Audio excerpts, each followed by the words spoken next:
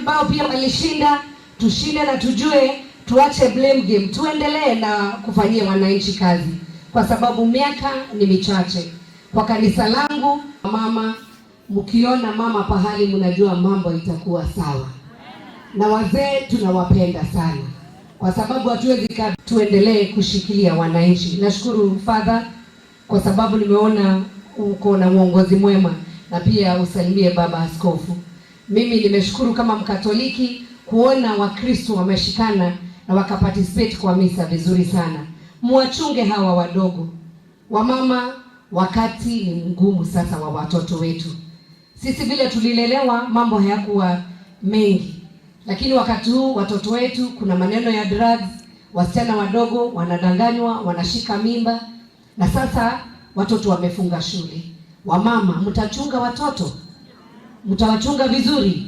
Na sisemi kazi ni ya mama peke yake, kwa sababu hata wazee wako, lakini tungetaka wakifungua secondary school wale wanaenda waende msichana akiwa in one piece, not in two pieces.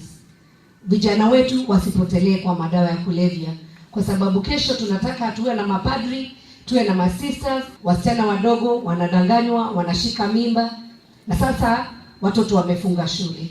Wamama, mtachunga watoto? Mtawachunga vizuri?